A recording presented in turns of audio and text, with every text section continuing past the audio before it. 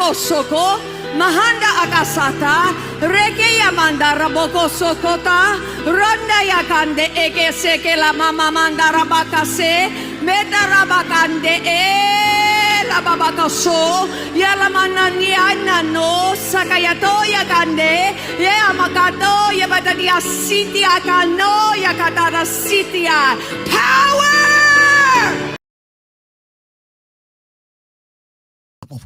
Clip this with that or use it separately. That's up to you. But I figured we had to do this one.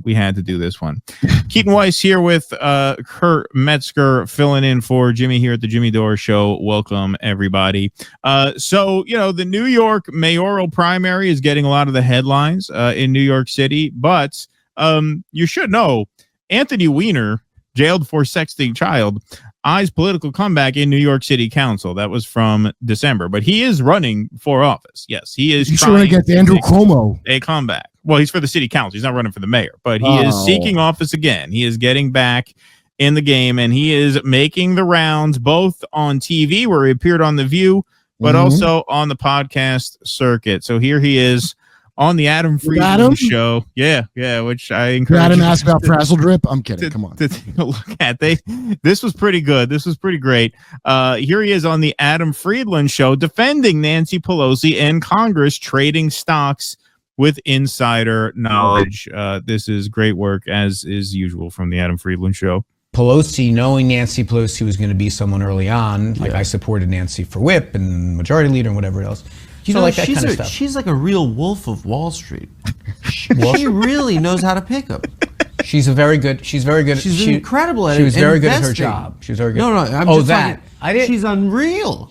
Yeah, but people have money. How the hell does she know what stocks to get behind? A lot of people are rich. Yeah, are you not familiar with that? I'm making a joke about how like and I'm not playing along. Why? I'm not playing along. You think it? Okay, so the art of the Adam Friedland show is that I mean, in this case, that he comes off like an asshole because he is one, but their interview with Chris Cuomo, that is like Internet Hall of Fame material, because Chris Cuomo is such a loathsome figure. He's such a loathsome guy, but they managed to make him likable for those 45 minutes or whatever it was.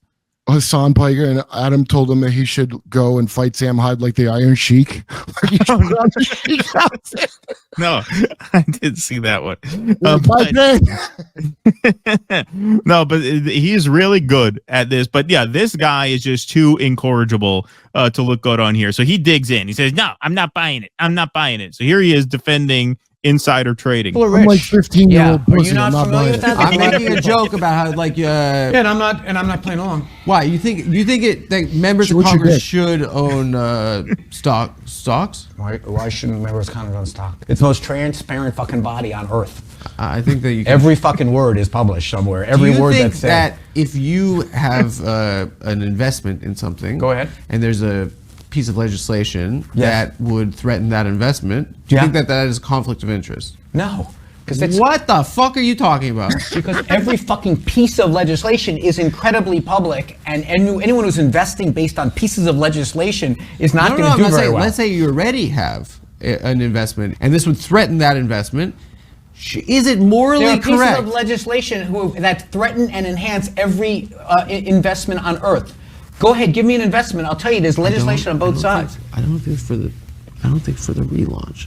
I don't think this is good. Okay, let me tell you this. And this kind of like superficial bumper sticker knowledge of politics. It's not bumper sticker. Over it. There are so many. This is like wafer thin, man. Anthony, oh my God, the conflict of interest. It doesn't matter being right. It doesn't matter being right, right? And it sounds bad to people that members of Congress come in with not a lot of money and leave incredibly wealthy. Dude, okay? My dude, listen, I understand. Yes, brother. People have a wafer-thin, virtually translucent knowledge of politics that gets reinforced by assholes like you, and I'm supposed to go, oh yeah, that's up to them. Why is it asshole? You're choosing the wrong correlative. The correlative is that these are people that are exposed to a lot of rich people. So the idea that investing on like inside information, every single thing that goes on in the economy, sometime or another, the United States Congress touches upon. So basically you're saying, well, you've got all this inside knowledge about everything on earth. Literally, as a member of Congress from Brooklyn, I was voting on agriculture policy. Didn't mean that I have inside information on soybean prices. It's a stupid premise. Now, if you want to say... Then why does she outperform all of the top money managers? Which is an impossibility. They have the best minds for this at their disposal. They have AI algorithms that they train. And yet she and her, I mean, look at Nancy Pelosi and her husband. What, you think they're outsmarting the best money managers? It's just so transparently. But, okay, they have inside knowledge. We put it that joke in Kyle's video.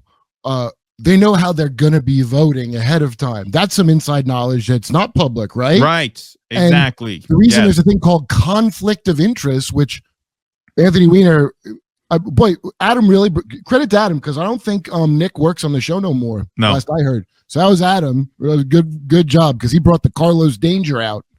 Right. He made him switch to Carlos Danger. Yeah. Yeah. He brought it out of him. Well, the thing about this guy, okay, so this guy is now, like I said, he is running for city council. The thing about Weiner is that people don't realize, because, you know, I lived in New York City at the time that Weiner ran for mayor. He ran for mayor of New York City, whatever it was. It was the year that de Blasio won.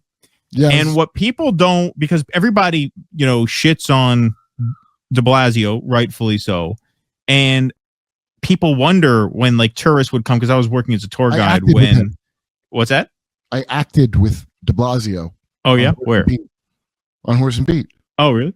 Yeah, I was like confronting him like a conspiracy guy. Oh, wow. It's funny because when I was a tour guide in New York City and people would ask, how did he get elected? And I tell them de Blasio really got elected by accident, because what happened was Weiner was running for mayor that cycle, and Weiner was winning. This is the thing, like, even all the sex scandals, all the shit. Everybody liked him. He was very popular. People liked him. He was winning that primary, and it was him against Christine Quinn vying for the top spot. They were running against each other. I did a roast talking about Christine Quinn somewhere not long after that, and they said she's the first openly gay Irish, and I go, listen, I'll accept the gay part, but openly Irish, not in front of my kids. Yeah, right. Now, we thought we had the Tammany Hall machine broken. We're not putting them back in power now. Lesbian or not, but they were vying for the top spot. Weiner was first, she was second, and I remember, because I used to walk around the village all the time doing tours, that they hated each other. There was a bitter, you know, feud between the Weiner people and the Christine Quinn people. They were first. Lesbian hated Weiner. Yeah, right. Exactly. The lesbian hated Weiner. Who would have saw that coming? But it was so bitter between those two camps that even though Quinn was in second place when Weiner had the scandal blow up right before the primary, his support imploded. It didn't go to Quinn and went to de Blasio, who was like third. De Blasio was like headed for an embarrassing loss. And just losing more Weiner. Was just the beneficiary of Weiner imploding. So that is how de Blasio became mayor. But the point is, Weiner will not go away. Weiner insists that he have a seat at the table. He just keeps coming back. And even though the mayor race blew up, now he's going around running for city council. That's why he's Weiner's been exposed twice. Yeah, exactly. You had the posts that you could make to run against him are endless. 2 underage sexting scandals, and yet he's coming back for a third time. Because I was wondering, because, you know, I like the Adam Friedland show, so when I saw him here, I was like, okay, this is kind of a funny choice for a guest. Yeah. But then I saw him on The View. I'm like, oh, wait, he must be plugging something. He must be promoting something. You know, and so then I Google what's going up with it. And no, he's running for city council. So he is on the ballot in New York City. The frazzle drip rumors alone, I would say you'd be out of public eye a little bit. Those are pretty bad. Not him. He is a man of great confidence. I would want to be out of politics after stories like that went around about me, where I'm like, dude, people think I engage in the craziest stuff and it's not worth it for me. Right. You know, he's jaded enough to think there's no such thing as conflict of interests. No, and he wants to be on the city council. That's not even like a prestigious position. City council. What you got to run for city council for? Wait, you can't just take your money and go home at this point? But not him. He's a lifer. All right, Misha, do we have any more chats? We got one more segment, folks. We've got some chats. All right. We've got the chats. Hey, Reds 33. I still love Mood Dang. Thank you, Reds. Mark Puglis. I saw an African lady lives in the same house as Kurt. Oh, is that right?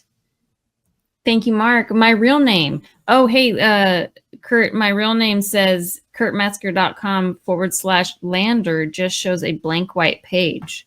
Lander? Lander. Yeah, I don't know why Lander.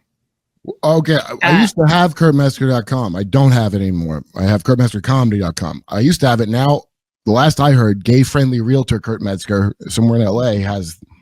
I don't really understand that designation, by the way. Like, are there like no homos realty is he competing with? I don't know, but that's who had it for quite some time. And then there's another Kurt Metzger who makes Christmas music. He has an album called The Warmest Christmas. And I used to say I was him because I thought it was funny, but I don't think he liked that. I can see that. I can see that being a little bit bad for his business potentially, or good for his business. That's how I looked at it. Yeah. You're welcome. I said, you're welcome, Kurt. Well, my real name, I guess you got to go to kurtmetzgercomedy.com. And I've also heard you mention Instagram, Kurt. Don't you have your shows on go Instagram? on my Kurt Metzger Comedy Instagram and my Twitter. You can follow me on. All right, there you go. There you have it, my real name. And back to Keaton.